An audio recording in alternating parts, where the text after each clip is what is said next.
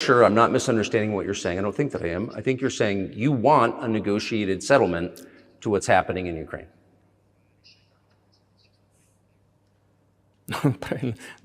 Right. And we made it. As you know, initially, the president of Mexico, Sisi, did not want to open up the gate to allow humanitarian material to get in. I talked to him. I convinced him to open the gate. I talked to Bibi to open the gate on the Israeli side. We prepared a huge document in Istanbul that was initialed by the head of the Ukrainian delegation. He affixed his signature to some of the provisions, not to all of it. He put his signature and then he himself said, "We were ready to sign it and the war would have been over long ago, 18 months ago."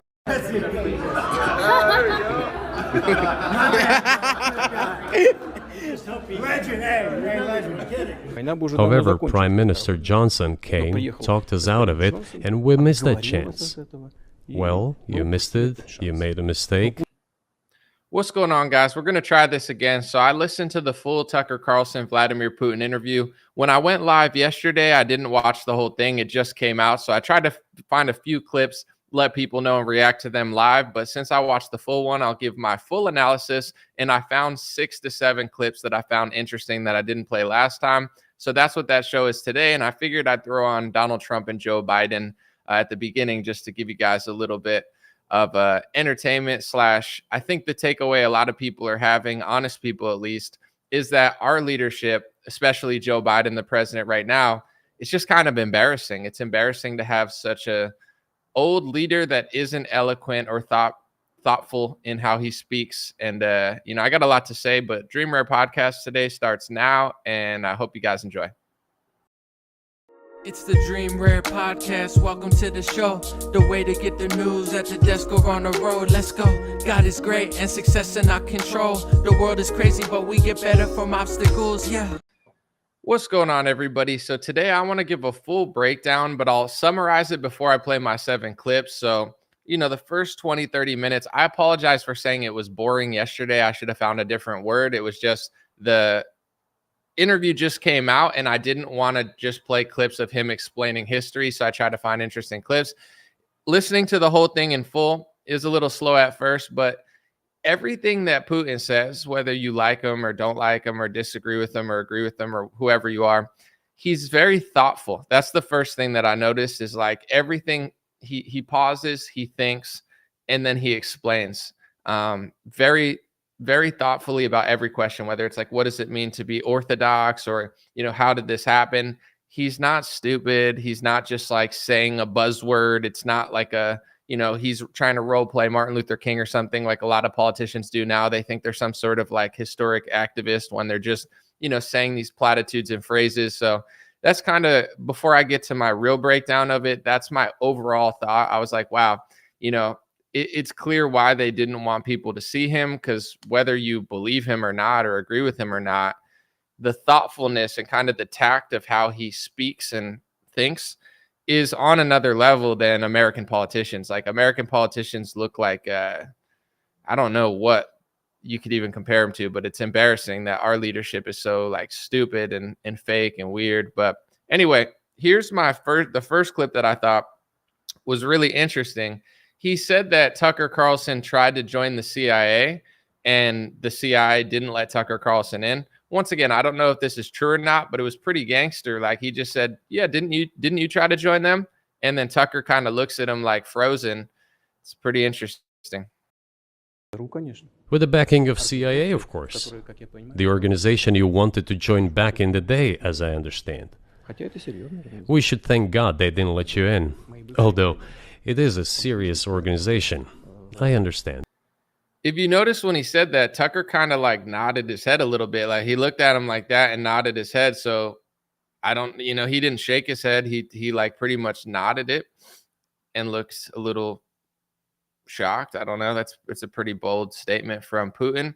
What do you guys think? I'm not familiar with the mainstream media space by any means, but as far as what it's like to work in there and do all that stuff, but you would assume that a decent amount of journalists probably work with the government at this point. I think it seems pretty obvious. There was one guy at MSNBC, I think his name was like Mehdi Hassan or something. Was it Mehdi Hassan? I don't watch TV, so I'm only kind of catching the outskirts and the shrapnel of what happens with them. But he strayed from American foreign policy. American foreign policy is, of course, almost in complete unison, support, give funding to Israel. And he was kind of taking the Palestine side. And then he disappeared from television for a few weeks, came back, and I think they fired him or he left. So it's like, I know I'm not saying that everybody first of all, let me just, so this doesn't get misconstrued, I'm not saying he's a good guy. I'm not saying I agree with everything he says. I honestly can't stand the guy, but that seems how it works at MSNBC and Fox. You don't really have people that disagree with the foreign policy of America. They pretend to. They'll go on like, really extreme cultural issues. Like if you watch Fox, they'll tell you there's only two genders, which is true. And then when you go to MSNBC, they'll be like yelling about like conservatives and they'll convince the public. And this is part of the problem, I think, in America. They'll convince the public that they're really on your side, whether it's MSNBC and Rachel Maddow and this guy, but they almost all share the same foreign policy and overarching policy. And when you don't, like Mehdi Hassan at MSNBC, not saying he's a good guy or good journalist. I'm just saying his foreign policy was not in favor of Israel and the American foreign policy. Now he's not on that station anymore. Tucker Carlson would question the war with Iran. Tucker Carlson would question a lot of wars. He was the only one at Fox News that really had a deep thought process when it came to it. Sean Hannity is just like throwing footballs and saying whatever the military industrial complex wants, or, he'll side with Trump sometimes and seem cool. But Tucker was a real thinker. They don't really allow real thinkers on television. So one way or another, I don't know who's pulling the strings or what's going on. And honestly, I don't really want to know, because I'm sure the more I knew about it, the more it would creep me out. But him saying that Tucker tried to join them and Tucker kind of nodding his head was interesting, to say the least. This was probably the biggest bombshell, no pun intended, of the interview. I mean, there were a lot. It was definitely a fascinating interview. But Tucker Carlson said, "Who blew up Nord Stream?" And Putin said, "You did." Who blew up Nord Stream? You for sure. I was busy that day. Nate, do you have? I did not blow up Nord Stream. Thank you, though. У вас лично, может быть, есть алиби. У вас лично. You personally may have an alibi, but the CIA has no such alibi. Do you have evidence that NATO or the CIA did it? So yeah, obviously you could watch the full interview if you want to hear his answer, but he said, "You blew up Nord Stream," and Tucker said, "I was busy that day." Interesting that they could laugh about such serious topics as a blowing up of the pipeline. And if you listen to further, he said, well, who benefits from it? This happened one day.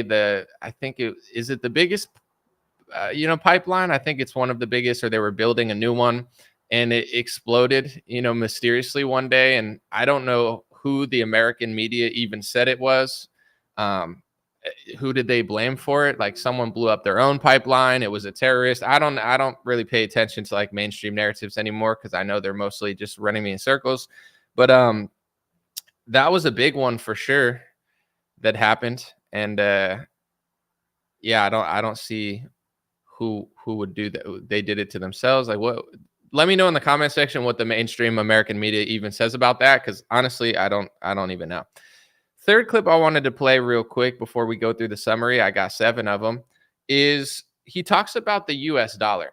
And before I do play this clip, I'm an American citizen. Yes, I understand that the banking system's corrupt. Yes, I understand the US petrodollar is probably not the most ethical currency of all time. But at the end of the day, I am an American citizen. I use petrodollar. I don't go to the gas station and fill my car up with Bitcoin. And I don't have an Elon Musk electric vehicle that I sit for 45 minutes and convince myself that I want to do that, when in reality, nobody with a Tesla really wants to sit there for 50 minutes. That's just the technology. I'm just joking, because I know I have Tesla friends where they're like, when I sit and I power my Tesla, it's me time.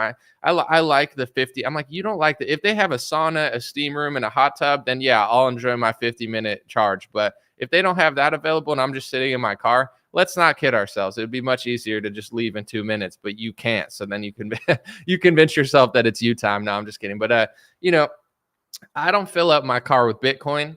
So I want the US petrodollar to do well, or else I'm going to be broke. And everybody that says otherwise in this country, it's like, yeah, I get it. At some point, the system does need to change. And, we do need to fix stuff internally and externally.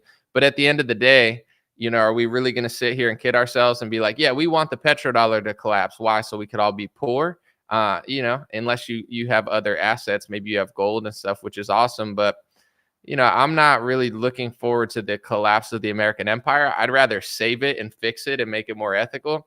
And he's talking about his opinion, of course. I can't, only time will tell. America starting this war with Russia, or you could say Russia starting the war with Ukraine, whether you want to say it started in 2014 or when he invaded. And he said, all these actions you're taking is forcing other countries off the US petrodollar, and it's only hurting your people. It's hurting your currency. And he's like, does anybody see this? And here's the clip. Today, 34% of our transactions are made in rubles and about as much, a little over 34% in yuan. Why did the United States do this? My only guess is self-conceit. They probably thought it would lead to full collapse, but nothing collapsed. Moreover, other countries, including oil producers, are thinking of and already accepting payments for oil in yuan. Do you even realize what is going on or not? Does anyone in the United States realize this? What are you doing? You are cutting yourself off. All experts say this. Ask any intelligent and thinking person in the United States what the dollar means for the US. You're killing it with your own.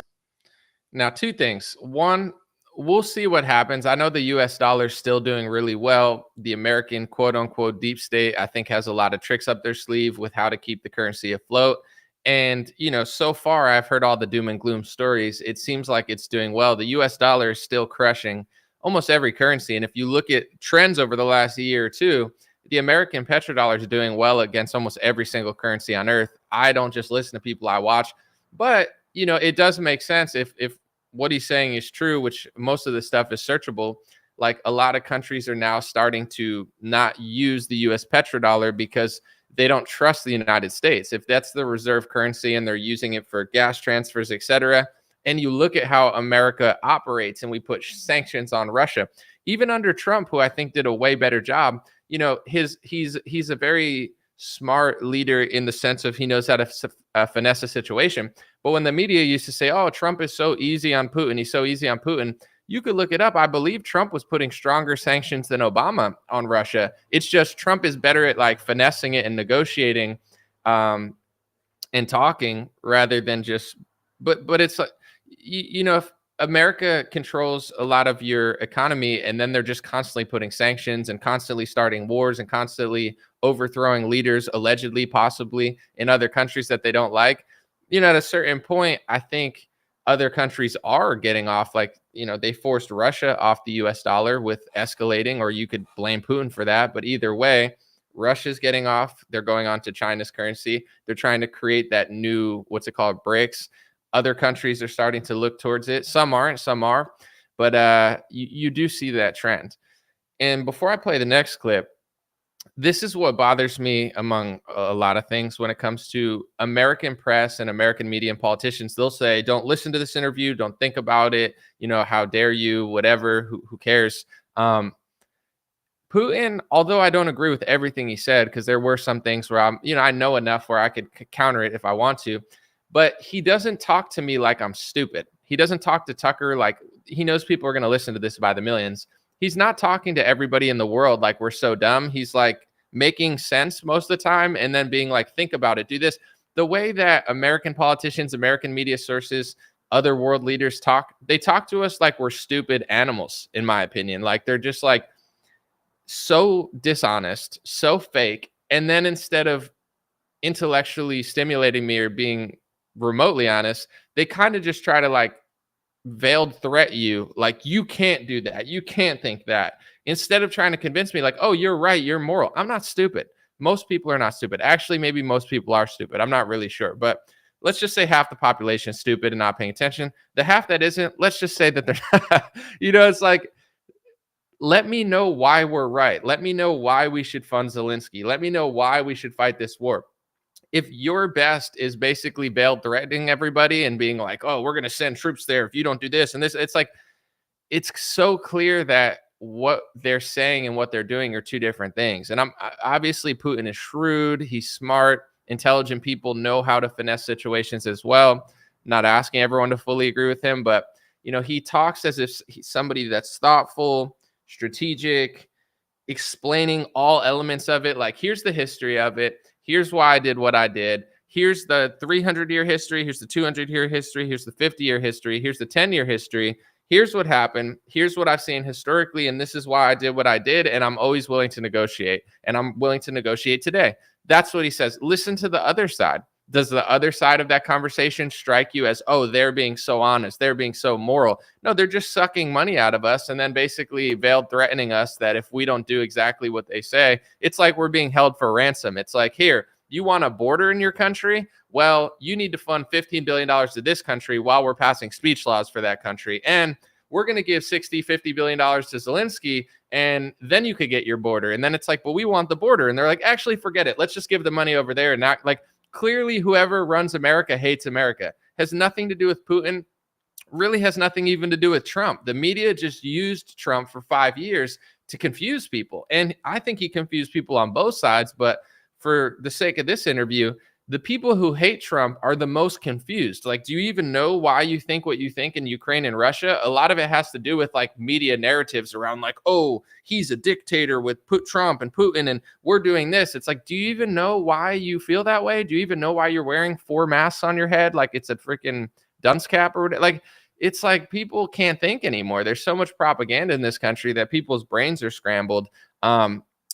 But yeah, he talks very thoughtfully. And I mean, it just shows you how far America's fallen, that for whatever reason, we can't elect an intelligent leader to at least talk in a way that makes me not feel like they're mocking us. Here's the part. I think Tucker threw a bone because, he's doing this interview. It's very ballsy of Tucker Carlson. I would say this is going to be definitely the most important interview of the year so far. I doubt it will be beaten, but, he doesn't have to do this. He could easily ride off into the sunset with his money. Like Tucker doing this is a ballsy interview, whichever way you want to twist it.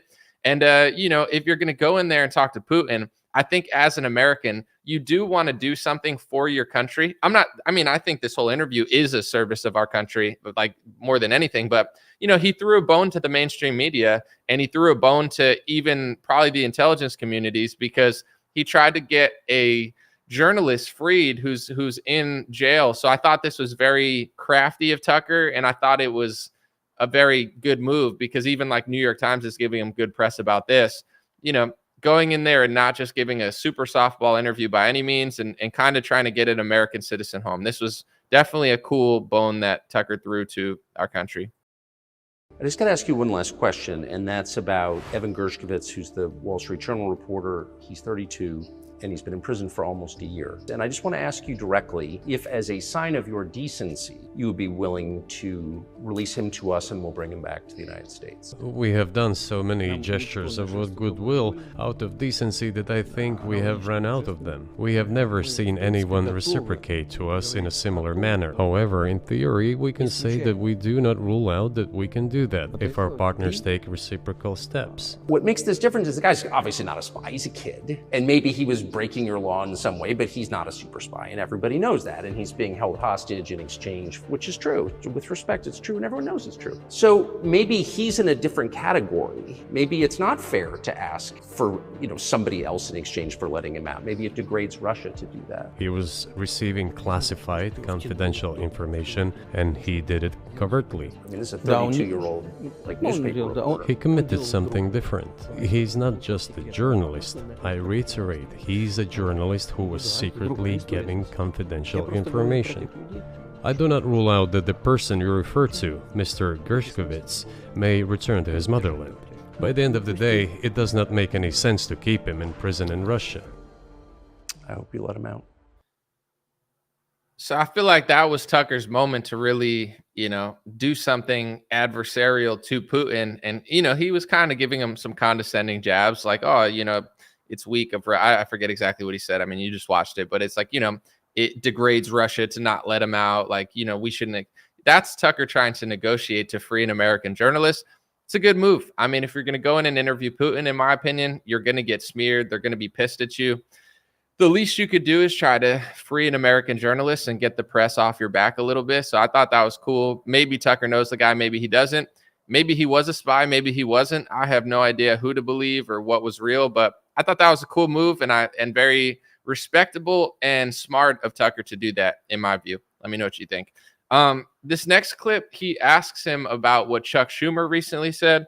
And recently Chuck Schumer said, Americans should want to fund Ukraine because if we don't keep funding them, we're going to put American troops on the ground. I don't hear that as like, oh, let's fund them or else. It almost seems like you better do this or else, you know, American citizens are going to die in Ukraine. And with Schumer and all these American politicians, like some people are dumb, but a lot of people are increasingly getting not dumb. And like a lot of people are catching on because it's so obvious. Like even people that didn't get it 5 years ago are getting it now.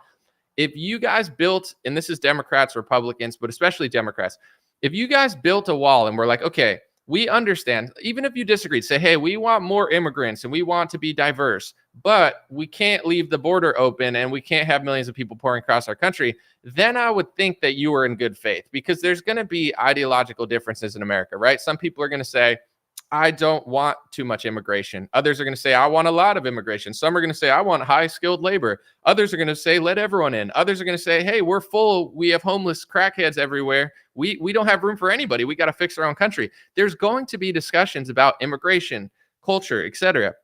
But I know the Democrats and people like Chuck Schumer, they're not doing it in good faith because they're not saying, hey, this is good for everyone in this country. I just read this story of this young Hispanic girl who got raped by some illegal immigrant, like disgusting stuff. And I'm not saying like, oh, every immigrant's doing that because they're not. But, you know, when you let millions of people across the border and you have no idea who they are, it's a terrible idea. And there are real life consequences to this. The amount of bad things happening are going to increase. Everybody's getting robbed in this country. I just saw somebody get their truck stolen out of their driveway. Like, I'm not saying it's all illegals, but we don't have a real country anymore. We have our own problems. Chuck Schumer and the Democrats, they don't try to fix the problems and say, hey, we fixed the problems or we're trying to fix the problems or we're prioritizing the problems and now we're going to give money to another country. Then I would think it was in good faith. I'm not stupid. I know it's not in good faith because you have the Democratic Party saying, we need to give money to this country. You have the Republican Party saying, no, we just need to give money to Israel. And both of them are willing to do that before they fix the border. And for Republicans, I'm just being very clear, and I talk about this a lot. I'm tired of people calling me and others anti-Semitic for saying, listen, we can see that you prioritize that over the border, that over free speech, that over the First Amendment. That's the problem. I can't speak for everybody because there's some weirdos out there, but for me, my problem is I'm an American citizen and I see you upending the First Amendment. I'm an American citizen and I see that you don't care about this country more than that. It's the priority level that is bothering people. It's not the hate in their heart. It's not all this other stuff. It's the priority level. And it's like either you get your priorities second, third, or fourth, or fifth, or sixth, or seventh with the Republican Party, or you get them last with the Democrats. And it's so obvious that these actors and puppets and pawns don't really care about us. But it's the dynamic between Trump versus not Trump, left versus right, that keeps people in this spiral of not being able to see this stuff clearly because it's so clear. If we actually cared about ourselves, then we could have this discussion about all these other problems. It would make me know that this is in good faith. But it's so clear that American politicians are not in good faith. Anyway, here's Tucker Carlson asking Putin about what Chuck Schumer said. One of our senior United States senators from the state of New York, Chuck Schumer, said yesterday, I believe, that we have to continue to fund the Ukrainian effort or U.S. soldiers, citizens could wind up fighting there. How do you assess that?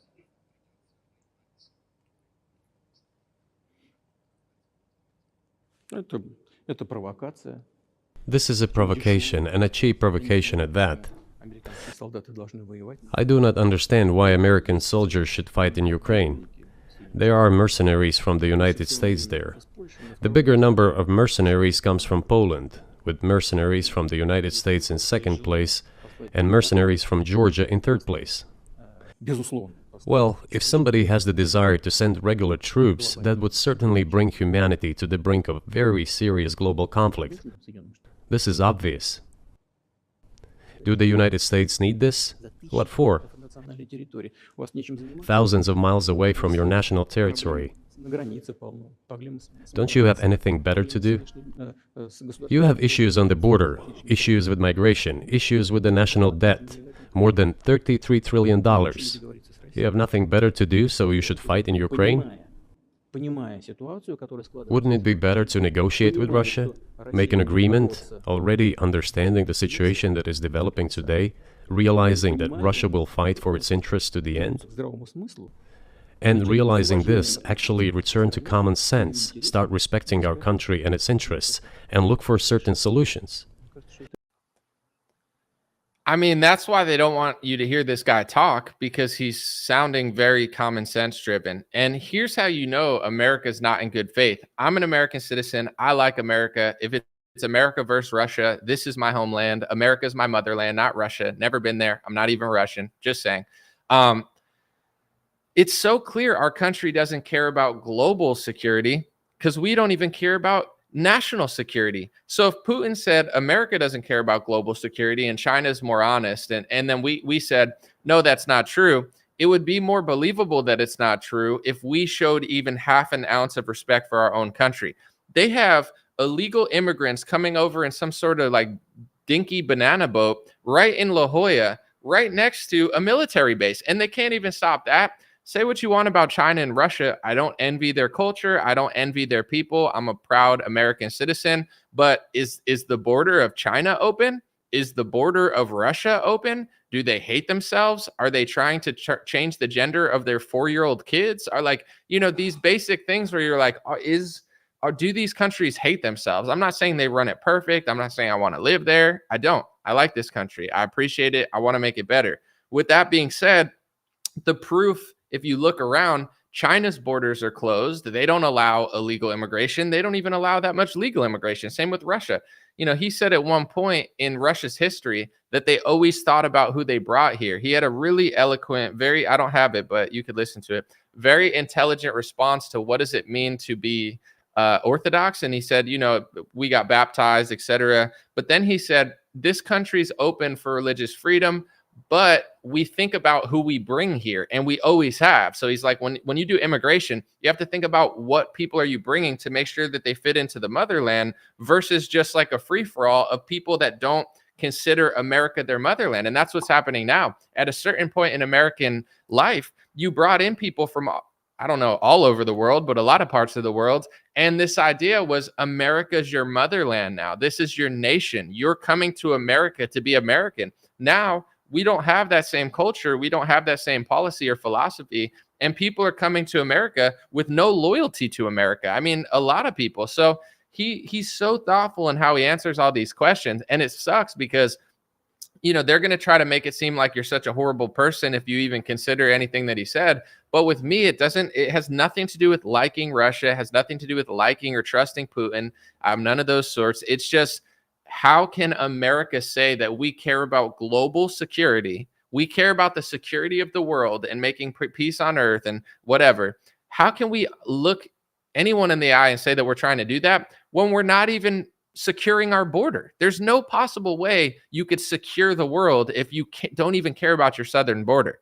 And almost none of them do. And the ones that do in Congress, it's like they're holding us for ransom over it. We care about it, but we need to give money to other countries first. That's the only way. Why is that a negotiating tactic in Congress? Why is Congress so sold out that do other countries do this?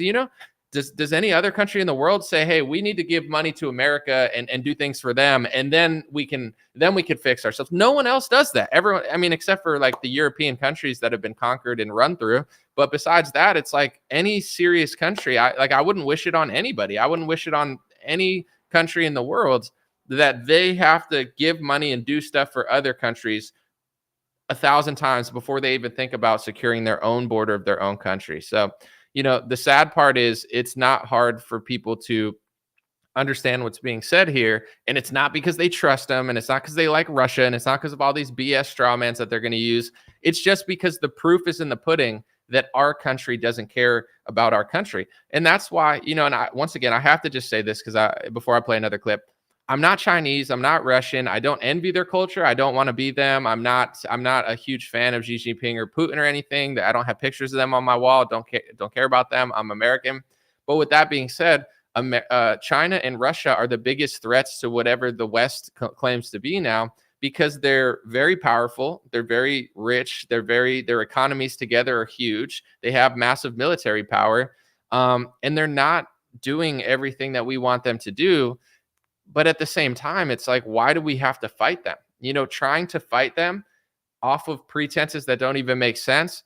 Are they helping our country? Maybe, but like, it's probably pretty easy to get along and figure stuff out, but we have to be a little more honest. I know for a fact that, they're massive threats to the American way, but their borders are secure. So it's not that I fully trust them, but if they can secure their own border, it makes more sense that they'd want to secure the world and make it more peaceful than a country that isn't even like, look at America right now. Everyone's getting robbed. Like, crime is rising in so many different places. Like, how can we sit here and say we want the whole world to be safe and secure when our own country's not even safe and secure? And it's clearly getting worse to anybody with two eyes, or even Stevie Wonder could probably see it.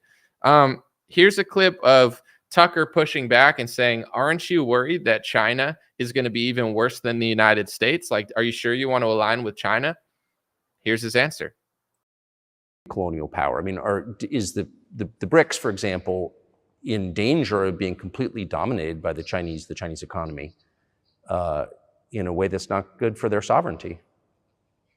Do you worry about that? Well, we have heard those boogeyman stories before. It is a boogeyman story. We're neighbors with China. You cannot choose neighbors just as you cannot choose close relatives. We share a border of 1,000 kilometers with them. This is number one. Second, we have a centuries-long history of coexistence. We're used to it. Third, China's foreign policy philosophy is not aggressive. Its idea is to always look for compromise, and we can see that. So obviously the full interview, there's a lot more, but Tucker's like, aren't you afraid of what China's doing? And he's like, listen, they're our neighbor. We see in their past that they're not looking to do all this stuff. And he's basically suggesting that he trusts China more than he trusts America. And this is from a philosophical standpoint, not just us as people and individuals, but us as a nation state. We need to get better. I don't trust China. I don't trust Russia, but they're probably more trustworthy with each other than we are. Like, who trusts America? And he talks about this all the time in the interview, where he's like, America uses force. America uses sanctions. It's true. Not saying that we're wrong with every single thing that we do, but it's like, we're not, and maybe China and Russia aren't either. And he's able to kind of skirt away and look like the hero or whatever when he does a lot of messed up stuff too. I'm sure that's true. But at the same time, it's like, if you look at America, when's the last time you felt, as an American citizen, as a patriot, as somebody that likes this country, that America's going all over the world being ethical and moral and just striking really smart deals? You see sanctions, you see war, you see the overthrowing of leaders, you see more sanctions. That's like economic warfare, like, making poor people poor, and then the rich people don't pay for it. Like, that's what Ron Paul used to say, where he's like, sanctions are, basically, I think he said it's taxing, or I don't remember what the thing was, but it was like, basically the rich in those countries are not suffering. It's the regular people that suffer at the behest of that. But, he makes a lot of sense in this interview, and it would be so great to prove him wrong and be like, he's wrong about every single thing that he said.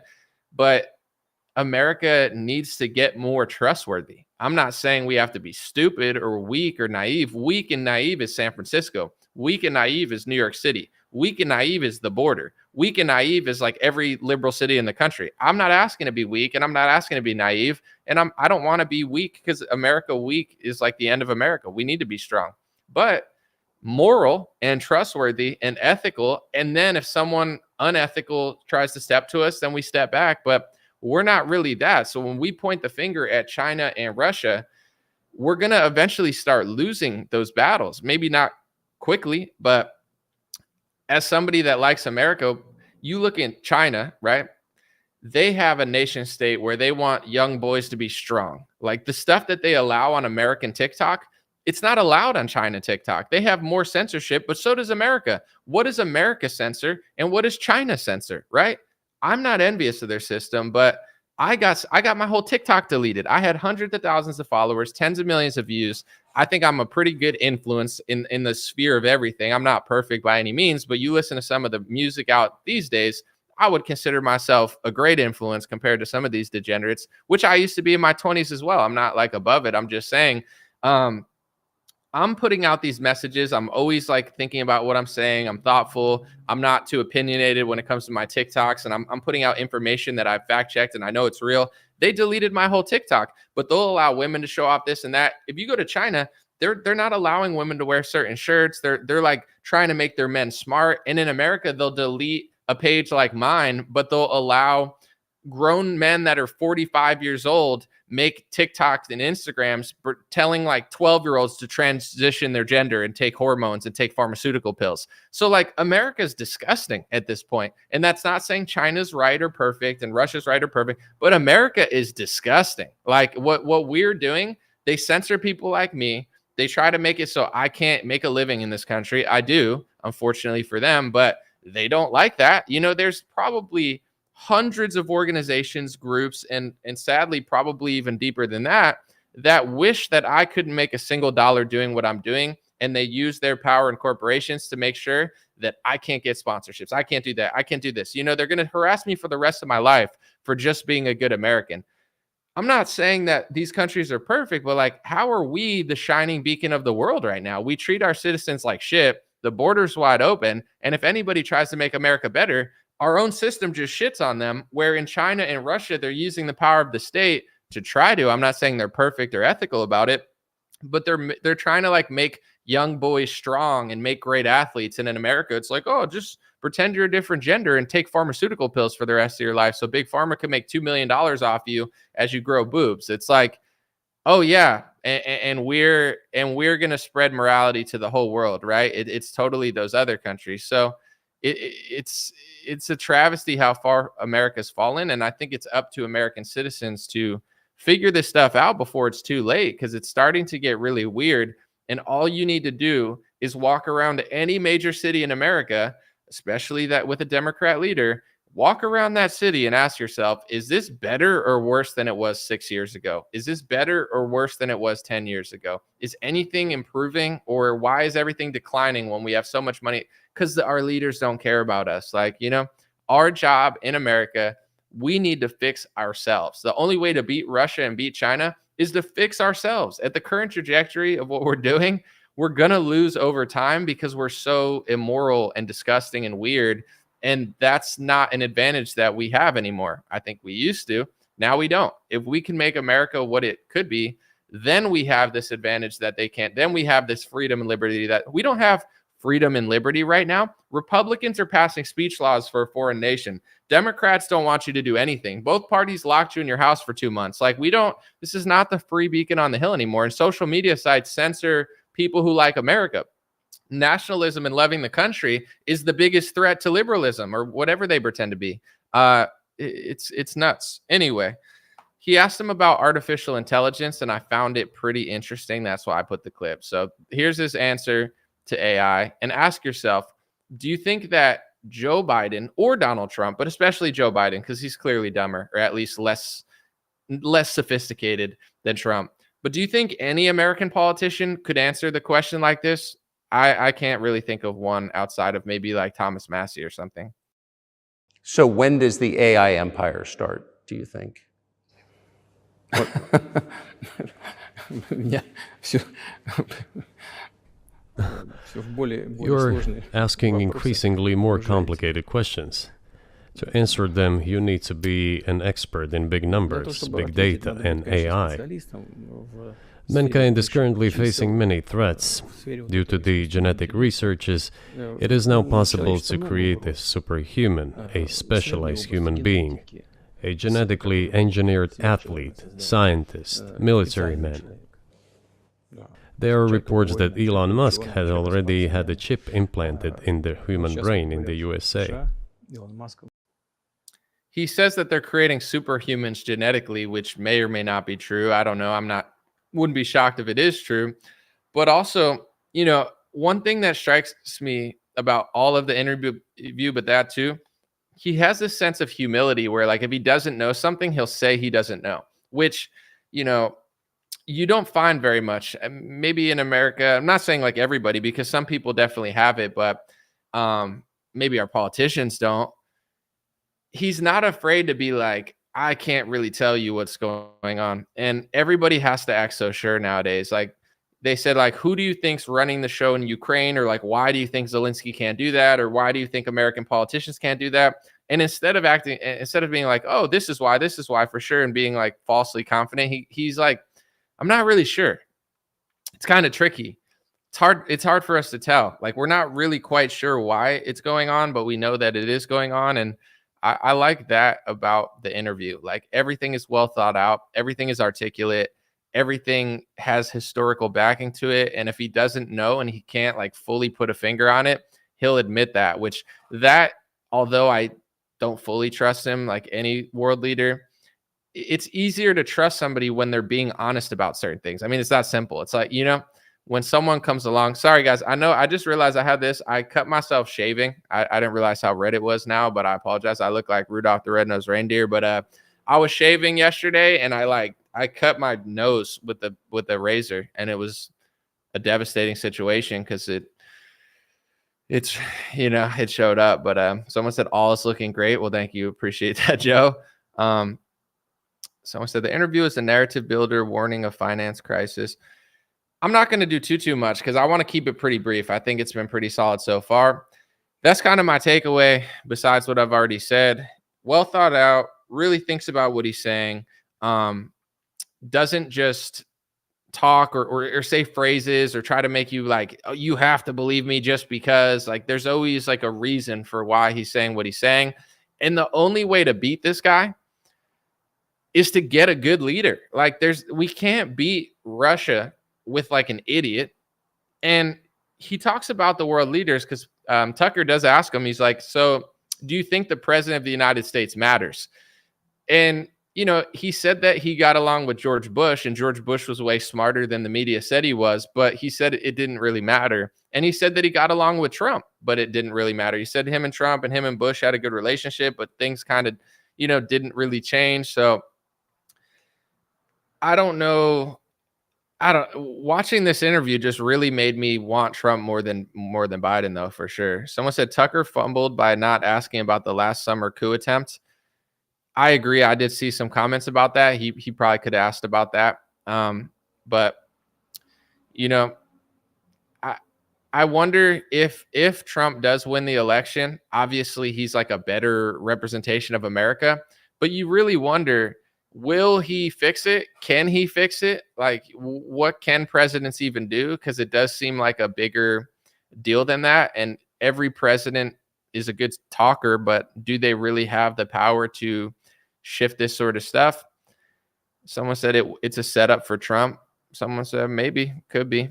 I'll read a few comments, then I'm going to roll out. Probably 4 minutes since I've said pretty much what I think. Someone said, I was disappointed with Tucker. First, he needs to fix his face while listening. I mean, come on. What, you're going to get mad at his face? That's the Tucker face. He just always has that, like, he looks like a fox in headlights or something. Second, he's too good to have been that nervous. So why was he double talking to Putin? Every time he did it, I yelled. I mean, to each their own. I disagree. At the end of the day, him even having that interview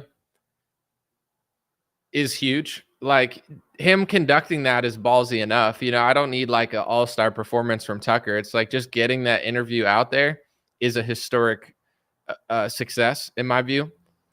Could he have asked more questions? Sure. Like, some people will say he should have pushed more. Others will say he pushed too much.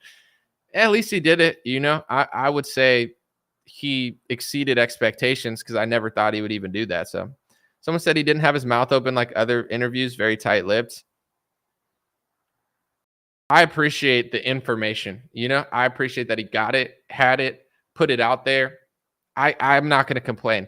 people think I'm like a dick sometimes because I can seem like I'm a huge critic of everything. It's just that everyone's so fake. It's not my fault. I'm just accurately analyzing that everybody's fake and most people are lying. But when someone does an interview with Putin, like, I didn't expect that. I don't need that. I don't deserve that. Like, none of this, he didn't have to do any of that. So just the fact that Tucker sat down with Putin for 2 hours, it's a massive W. I think Tucker can literally sit and do nothing for the rest of the year and I won't bother him, because that alone, makes any weird thing that he did in the last 5 months like not matter to me or whatever. Sure, he could have asked more or not asked more, but that alone, he just gave us 2 hours of a foreign leader talking that we don't have access to, that no one wants to allow to talk. And it's not hard to see that, like, say he says he wants to strike a peace deal. It's not hard to see how that's true. Like, he wants to figure out some negotiation and the US and Ukraine don't. They say they don't want him because they don't want him to take certain stuff, but that's what a negotiation is, coming together and figuring out a situation. He calls Ukraine a satellite state. That's obvious. I mean, are we pretending like that's not true? The 2014 revolution, if you look it up, it's called like the Revolution of Dignity on Wikipedia, and hundreds of people died. They say in America that January 6th was a insurrection, when it was just a bunch of Trump supporters like freaking out over like QAnon talking points and Trump saying Mike Pence. And some people did some stupid stuff. I'm not saying they didn't do any stupid stuff, but like, it wasn't like a insurrection attempt. It was like a protest got turned into like a semi riot, turned into like a semi QAnon shaman, guided tour by the police. It wasn't like that crazy. The revolution in Ukraine was that crazy. I think hundreds of people died. Like, it was like a real thing. And then a leader came in that was favorable to the West. Are you going to sit here and tell me that we didn't want that to happen? Like, we're right on Russia's doorstep supporting a leader that's against him. Like, it would be like if China interfered in Mexico or wanted and like got a leader there, like right on our doorstep. And then they start flying to Mexico saying like, we're going to arm you with weapons and fight that. Like, that's what we did in Ukraine. There's videos of Lindsey Graham saying that stuff years ago before Trump got in. He's in Ukraine, like saying they're giving him weapons. And like, I'm not saying that Putin had to invade, but acting like that didn't happen is insane. It's like completely ridiculous. So why did we do that? I'm not really sure, like what they thought they were going to do or what they want to do, or if they even care, because at the end of the day, if you get $100 billion in Ukraine from government taxpayer aid, where did all that money go? I mean, like, who's tracing and tracking that money? I'm sure some of it went to war and weapons, but I'm sure some of it got swallowed up, and it's like, this country, I'll end on this note. This country is awesome, but it's like so corrupt at this point that it's just so obvious. And it's the propaganda that's ruining people from figuring it out and electing leaders that can actually solve it. And for the sake of this interview, because on this topic alone, I believe that Democrats are more brainwashed than Republicans. I've criticized Republicans more than Democrats these last 2 years, not because I think Republicans are worse. It's just because Republicans are annoying me, because like when they're brainwashed and the left is brainwashed, now nothing matters. You understand? That's why I criticize the right more than the left, because if the Republicans are brainwashed too and they don't realize it, now there's no opposition. The opposition's controlled. The opposition's running circles. Like, it's over. But for the sake of this interview, I do want to criticize the left. Like, when it comes to the Ukraine thing, the left, thank you, Hyper Beast, for the $2 like Swedish little money you're throwing at me. You're throwing pennies at me. I appreciate it, but I gotta finish this and I gotta run. I gotta do a UFC interview. But anyway, I forget what I was saying now. So you see, when you throw your Swedish money, save your Swedish money. Don't throw it at me. It kind of confuses me. But sorry, I had a point to what I was making. Can someone remind me what I was saying before the Swedish guy threw $1.75 and change in my face talking about Bolsheviks? I appreciate the super chats, by the way, but the left and the right. Yeah. So, the left is way more brave. Thank you for the super chats. I'm so grateful. I'm going to go spend that on a freaking like half candy bar and throw it in the garbage. But anyway, the left is so brainwashed over this Russia-Ukraine stuff. Like, and I think it roots from 5 years of like Trump, Putin. They've been doing this since 2015, and then they spun the narrative to make it like left and right, and it doesn't even make sense. One thing that annoyed the crap out of me, besides everything, was you know, they censor so much on Facebook, right? And there's some sort of like, I don't know if it's like a Ukrainian group or neo-Nazi, or I'm not really sure what it is, but the symbol was banned. I don't even know what the symbol was because that's not me. You know that, like, I have no idea about that stuff. But in general, they banned the symbol. And then once America started getting involved in the war, they flipped the ban on the symbol. So it's like, how much do they even really care about these groups? They talk about how bad these groups are. They call Trump supporters these groups. They call everybody these people. And then the actual people that actually exist and use those symbols now are getting funded by US taxpayers. And all of a sudden, these racist, horrible Nazi symbols, according to Facebook, are allowed because there's certain Ukrainian soldiers or rebel groups using those symbols. So it's like, this just shows you right off the bat, if liberals were paying attention and they didn't just hate Trump, it's like, do you not notice that none of these words or symbols or groups or anything that they tell you about, they don't care about any of them? They'll fund any terrorist group, any rebel group, any extremist group in another country to achieve means, and then act like everybody here is doing it. Like they do exactly what they're claiming others are doing. They're the ultimate hypocrites. I mean, that was super annoying. But, you know, when both parties are so brainwashed, nothing can get done. It's just, you know, I've criticized the Republican Party probably like 150 times in the last 2 years. And I just want to let people know the Democrats are way more off with this topic, because although the Republican Party establishment, which is like all of them, they're in on this stuff, the Republican base is not. The Republican base is for peace. The Republican base doesn't see the need to send hundreds of billions of dollars to a foreign country in order to just destroy the US petrodollar, essentially, and get people to stop using it. And like, that point is true. Over the last couple of years, because of what we did with Russia, we forced them off the petrodollar. We forced a lot of alliances that they're being made with China. Like, we're not going to fight China and Russia. China and Russia are not going to, like, they're allowing this little proxy war so Americans can just make money off it, like the politicians. But if we try to like seriously fight America and Russia, do you think they're just going to like lay over? Like, I don't want to fight anybody, but we can get away with stuff in the Middle East and stuff over here. But you take on these two countries together, that's tough. There's a lot of people. I mean, China has like 1.2 billion people there. It's a lot to do. So what are we really accomplishing? Like, I think at this point, this is my guess because I don't really know. I think America thought they would win harder or something, and they're not. So they just don't want to stop it. And I don't know. Like, look at Afghanistan. It lasted for 20 years. 20 years. For what? We spent $1 trillion in Afghanistan just to give it back to the Taliban.